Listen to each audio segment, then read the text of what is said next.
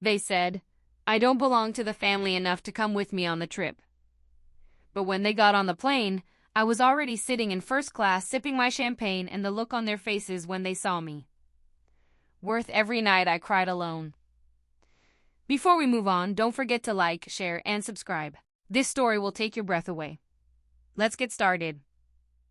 A week before the trip, they held a family meeting. Everyone was there. Mom, Dad, Aunt Rachel, Uncle Mark, my cousins, and of course my perfect sister Emily.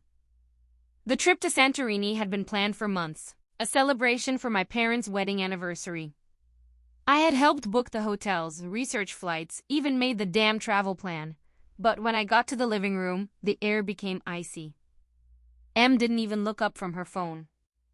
Luna, we have spoken, said Dad. We just think it's better if you sit out this time. Expose. I laughed, thought it was a joke.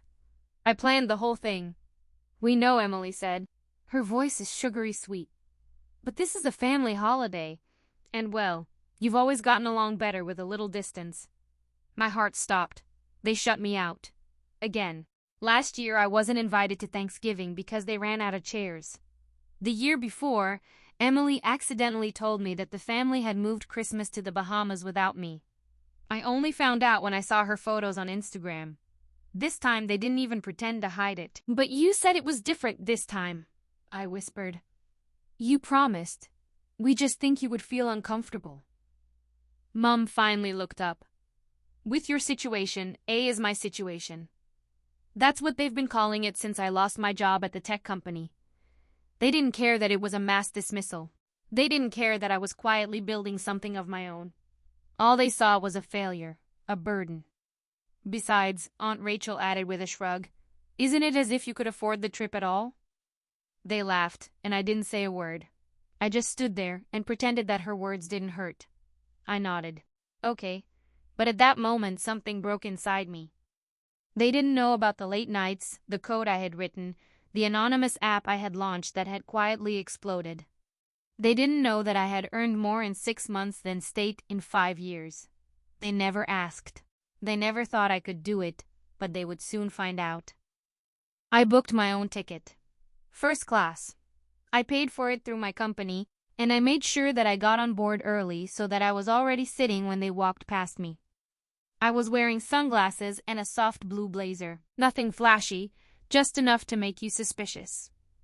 And when they dragged themselves into economy class and pulled out their carry-on suitcases, I slowly lowered my glasses and smiled. Emily's jaw dropped. Aunt Rachel stopped in the middle of the step. I raised my champagne glass and nodded slightly. Hopefully the flight back there is not so turbulent, I said quietly. But that was just the beginning. Emily did not move. She stood as if frozen in the aisle, as if her brain could not process what her eyes saw. Luna finally managed to whisper it to her. Her eyes darted back and forth between me and my champagne glass. I took another slow sip. Oh. Hey, did you think I couldn't make it? Well, plans are changing. Behind her, Dad blinked, as if he had seen a ghost. Mom clutched his purse tighter. Her face was bloodless. Uncle Mark muttered something unintelligible, and Aunt Rachel managed a faint smile, as if perhaps all this was a misunderstanding. Wasn't it? The flight attendant politely asked her to move on. Emily sipped past me, her lips pressed together so tightly that they almost disappeared. They walked all the way back to their economist's offices. Row 3-2, center and window, right next to the toilet. I leaned back in my seat, put on the noise-canceling headphones and smiled. But the real clue was not only that I was flying first class, it was what was waiting for you at Hotel Z, the luxury villa they had booked, the one with the infinity pool and the private chef. I bought them, not rented. Bought under the name of my new company. Quietly about a mailbox company. She had been on the market for months. They just didn't know that the owner had changed, and I had made sure that the system would send them a nice little surprise notification when they checked in, but I wasn't done yet. As the plane flew over the Atlantic, Emily closed down the aisle during dinner. She bent down to me and hissed, "What are you doing here?" "Flying," I said. "The same as you. You weren't invited," she snapped. I slowly turned to her. And yet here I am. You can't just pop in here like that. This is Mum and Dart's wedding day trip. This is a family moment. You're not one of them. This word belongs to it again. She loved to throw at my head like I was a guest in my own bloodline. I leaned closer.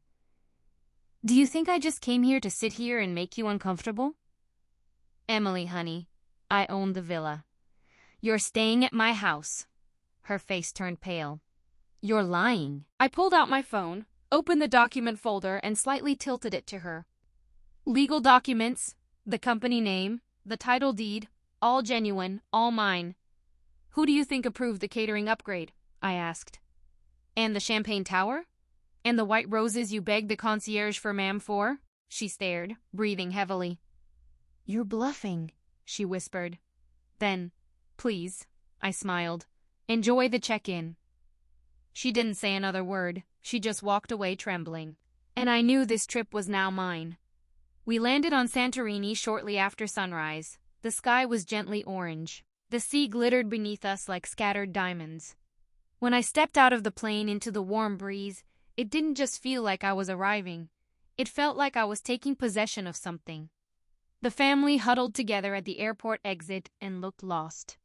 Her group transfer had not turned up. This was no coincidence. Meanwhile, my private car was waiting for black song seats, cold towels, and a soft-spoken driver named Nikus with my name on a sign. As I passed them, I paused. Do you need a ride? Emily shrugged. Mem looked away. No one said a word. I slid into the car and let the door slowly close, while I watched through the thinned window as they silently sat there, surrounded by suitcases and tension. They had no idea what came next. When they finally arrived at the villa, a stunning property on the cliffs overlooking the caldera, I was already in the pool. My assistant is just about to map out the last details for the welcome dinner. The family entered, expecting a celebration, but were greeted by the villa manager, who handed them an elegant envelope with my company logo on the front. There's a letter in it. Just a few simple lines. Welcome to your stay at Lunar House. Owned and operated by Solaris Tech, founded by Luna Harper. Please treat the property with care. You are now my guests in my house. Mum dropped the letter. It looked like someone had punched him in the stomach. You started a tech company, he stammered. I got out of the pool, wrapped myself in a white bathrobe, and smiled. 3 years ago. Secretly, while you were all too busy pretending I didn't exist. But how? Uncle Mark asked in a high voice. You were broke. I've built something. While you were laughing at me, I was programming the nights. I have launched a productivity app. She went viral during the lockdown. Companies have licensed them. Investors have invested money. You know, real work is not just sipping wine on charity scalas. Dad opened his mouth to say something, but I cut off the word from him. I paid off Anonymous's credit card debt last year. Saved your mortgage with a silent transfer when the bank threatened with foreclosure. Emily's wedding location. This mysterious donor. Yes, I am. Emily blushed. You're lying, she whispered. Her voice broke. You're just trying to embarrass us. No, Emily, I said gently. You did it all by yourself. Just at that moment the gate opened. An elegant black car rolled in and someone got out, which no one expected from them. Ison, the former CFO of the tech company that fired me, and now CEO of my company and my friend. He walked right up to me, kissed me on the cheek, and said, Everything is ready for tonight, boss. The silence was oppressive. I thought this was your recovery phase, said the bidder. No, I said. This is my arrival. That evening, the long marble table sparkled in the candlelight, full of cutlery and tension. The private chef served truffle risotto and grilled sabash, but no one touched his food.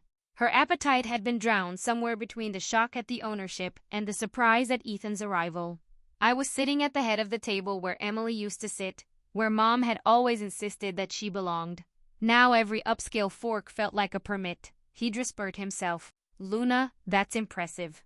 No kidding? But if you couldn't have told us, I'll start it. Tell you, I laughed. You stopped listening the moment I fell. I was not part of this family. I was the embarrassment of the family. See you tonight. Uncle Mark slid uncomfortably back and forth. You didn't have to humiliate everyone. Humiliate. My voice was calm but sharp. Do you remember last Christmas, Uncle Mark? When you announced at the table that I should stop chasing castles in the air and get married rich instead, or when you forwarded my LinkedIn cancellation to the family group with a laughing emoji, he turned pale. I turned to Aunt Rachel. You once said that I was the surrogate daughter without shine. Now you're drinking wine in the house that I bought. No one spoke. Emily suddenly slammed her wine glass on the table. You've made your point clear, Luna. You're rich. Congratulations. But money doesn't buy style. I leaned forward. Nor is jealousy. She got up, fists clenched. Do you think you are better than us now? I stayed seated. No, I've always been better. You just couldn't see it out of sheer pride. At that moment, Eisen, who had been silent until then, calmly put his cell phone on the table. In fact, he said, is there something that everyone should see? He tapped the screen. A video started playing. It was a recording from months ago. Emily, as she was sitting in her office and talking to her colleague. I made sure that Luna flew out on the last lap. I pulled the strings at the HR department myself. It's really pathetic. She's still trying to compete with me. She will never win. The room sank into stunned silence. I leaned back. You sabotaged my job. The job I needed to survive? Emily's voice was shaking. You took me in. I don't, Eisen said. Your colleague. He got sick after what you did, so he sent it to me. We've been sitting on it for months. They looked angry. Is that right, Emily? He asked. She opened her mouth, shot him. Then she whispered. She always thought she was smarter. Mumford rubbed the face in his hands. So that's what this trip was about, I said. One last round of humiliation. You all tried to exclude me. You wanted the perfect photo album. Without me in it, Luna Mum's voice broke. We didn't know. You have decided not to know. I got up. This is the last dinner I will ever host for you. Tomorrow you will be transferred to a hotel in the city center. The villa is fully booked with people to whom I really mean something. I walked away from the table, but just before turning the corner, I stopped. Oh, and Emily, she looked up. Check your work emails. You are terminated by Stack with immediate effect, she screamed. The next morning, the island was quiet, but the villa was not. Emily sobbed as she frantically packed her designer suitcases and mumbled things like, she can't do that, and Dad, say something, but there was nothing more to say. The email was real. Eisen had sent it at dawn, and the company's human resources department had already processed it. Your access is blocked. Your laptop is blocked. The same cold efficiency that she had once used against me, now directed directly at her. I stood on the balcony, sipped my coffee from the cup with the inscription elaborated, not given, and watched the waves crashing far below. Mom was feeding slowly, holding the phone in front of her like a sign. Her eyes were swollen. Luna, I know you're angry. But please, can't we just start over? I turned to her. Start over? I asked quietly. When I begged you to listen, you left. When I asked for help, you looked right through me.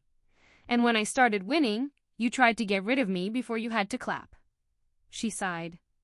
We didn't know how hard you worked because you never cared to ask. I didn't say that to hurt her.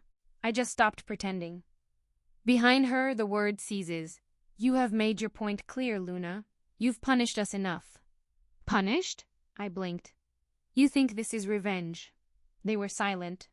This was about respect, about showing you that I was never the failure that you thought I was. I didn't do this to hurt you. I did it because I refused to make myself small for your convenience. They both looked away. Just at that moment, a car drove into the driveway. Elegant, matte black, with tinted windows. My second guest was there. Maya, my best friend from college, the only one who stuck by me when I had nothing. She got out and looked through and through like the co-founder of a $100 million startup. Mum gasped for air. Is the C. Jennings? From Forbes? I smiled. We now own Solries together. She's here to sign the expansion papers. This villa? This will be our European seminar center for executives. Emily stormed down the stairs, dragged her suitcase behind her here, and looked destroyed. You're throwing us out, after all. I walked past her and whispered softly. You threw me out first when the family squeezed into their taxi, lowered their heads. The faces star, I stood at the gate, not with anger, but with power of real, deserved power. When the car had disappeared around the corner, Maja turned to me. Are you all right? I nodded.